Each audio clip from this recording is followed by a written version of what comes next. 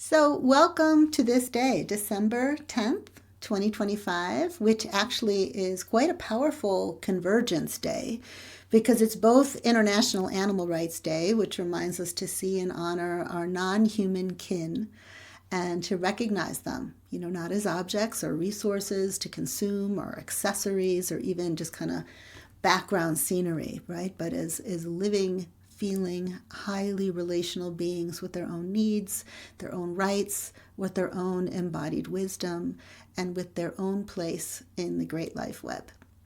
And it also happens to be Human Rights Day, which marks the anniversary of the Universal Declaration of Human Rights, which is essentially the global affirmation that every person everywhere has inherent dignity and worth and a right to safety and freedom and experience of belonging.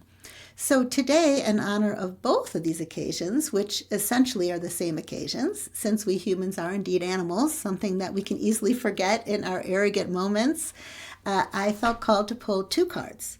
So I'm going to pull one card from the Dreamark Animal Codex using a mock deck that Elijah Parker gifted to me some years ago. And then I'm going to pull one card from the Wisdom Keeper's Oracle deck.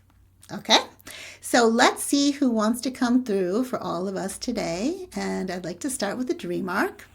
And I'm just going to feel the energy of the cards and see what comes. The Wasp. Oh, ooh, that's a potent being and quite a potent voice to represent all of the animals of our world on this day. So for those of you Gene Keys and Dreamark fans, the Wasp is an underworld creature or a fear key that's associated with the 40th gene key of resolve in divine will with the shadow of exhaustion. And I wonder if any of you can relate to that one. I know I can. Okay, so let me go to the Dreamark Animal Codex, written by Richard Rudd, and see what Wasp is here to remind us of today. Well, for one thing, the Wasp is a warrior, one of the 12 categories of the Dreamark, and its overarching fear is the fear of meeting boundaries. So let me just read a blurb from Richard's passage. Okay. The truth is that we, the Wasp people, are great warriors, and warrior energy is needed by you right now. There must be something in your inner or outer life that needs a stronger boundary drawn around it. What needs tightening up in your life? Where do you need to draw the line? Gentleness is important, yes, but only when tempered by the ability to wield the sword. Use your sword wisely and well.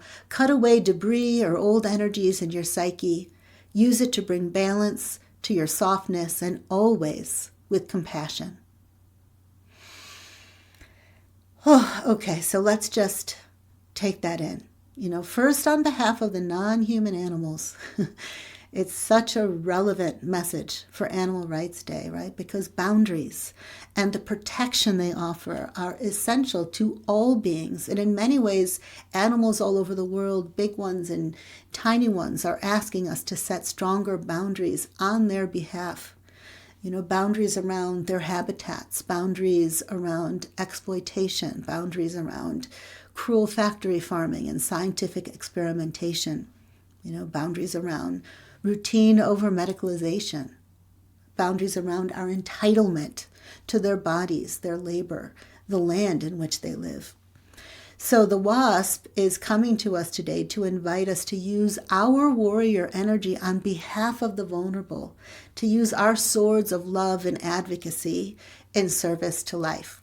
And of course, Wasp is also speaking to the animal inside of us, right? To our own instinctual selves, those parts of us that we often kind of brush under the carpet, but also need our protection, our limits, our clarity, and the kind of fierceness that's rooted in love. So how are we doing with that? How are you doing when it comes to bringing out your own protective and loving sword when it's truly needed? Just something for you to ponder. And while you're pondering, I'm going to just move on to Human Rights Day and pick a card from the Wisdom Keeper's Oracle deck. So let's see who's coming now to shed light on this oh so relevant theme that we're exploring. Ah, wow. Another warrior, actually, in his own way.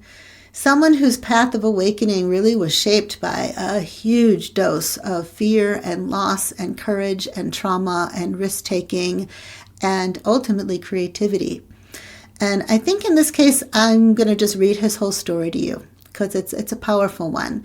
So this is 51 for those of you who are interested. Gene Key 51, Gate 51 for you human design people out there. Okay, so Richard's quote, "Creative initiative is the path of every human spirit. Every one of us must at some point in life leave the crowd and head off into the uncharted wilderness of our heart." Thank you, Richard.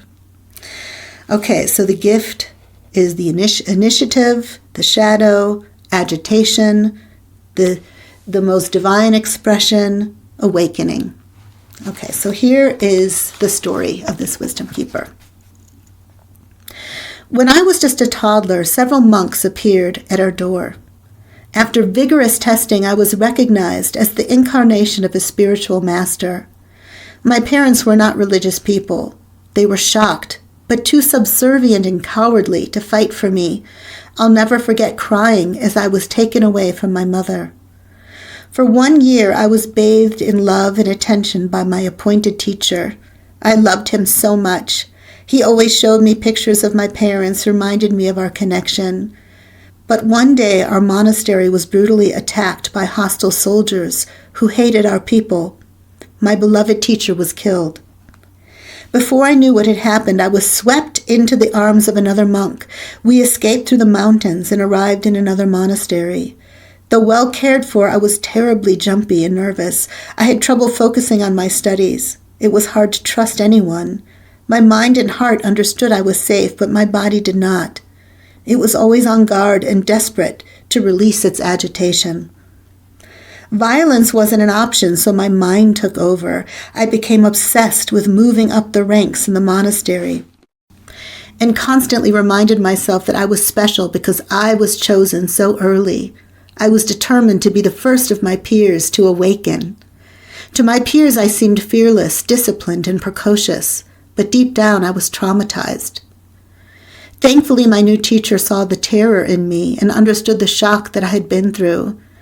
He also knew that shock would be one of my greatest teachers. One day it would help me release the false security of the ego, accept the certainty of death, and awaken to oneness. But he also wisely knew I was too young to understand this. Instead of a lecture, he gave me a paintbrush, a canvas, and the freedom to do whatever I wanted. His instruction was simple: follow your heart. The first stroke felt like jumping off a cliff, but soon I was filling the canvas with colors and symbols unlike anything seen before. My body relaxed, I made friends and lost interest in competition. At first I believed I was creating something new through the art, but now I know I'm only rediscovering and retracing an eternal truth. There is no need to bring something new to the canvas, only to unveil the canvas itself. And there's also a gift to you from this particular wisdom keeper. I'm just going to go ahead and read it. Okay. I am not here to lead you. I am here to initiate you. It is time to step off the beaten track, release everything you've ever been taught, and embrace an entirely new way of being. Though you may stand upon the shoulders of others, in the end, only you can take the leap. There is no safety net, no way to avoid fear. If you want to transcend fear, move through it. Honor your creative impulses wherever they take you. Let your awe-filled heart lead you back to your own heart. Good fortune is inevitable when you trust the love inside of you. If you do have a need to compete, do not compete with others. Funnel your competitive urges into your own creativity, and soon you will find competition replaced by deeply fulfilling collaboration. Wow. Okay, so let's all just take that in, both as individuals and as members of a collective, right? Because we're all being initiated right now. And that initiation can feel brutal. And it can be brutal and frightening. almost all of humanity in one way or another is being kicked out of its comfort zone, right? And the old safety nets are just falling away, and we're being asked to find safety in the presence of fear, in the presence of change, in the presence of chaos, and to meet the challenges in our lives, whether they're experiences of trauma or oppression, with the spirit of courageousness and courageous creativity. And being creative, and I'm not talking about some sort of pastime we do on the side of life, a little doodle here or there, right? I'm talking about living from a creative space where we dare to go into those unknown places without clinging to the familiar, and where we open up to the new and we allow the emergent to come from us, from our hearts, from our bellies. So being creative actually does require a great deal of courage and resilience. Okay, so let me ask you a question in honor of this wisdom keeper, and I invite you to contemplate it, today and in the days to come if you feel inspired.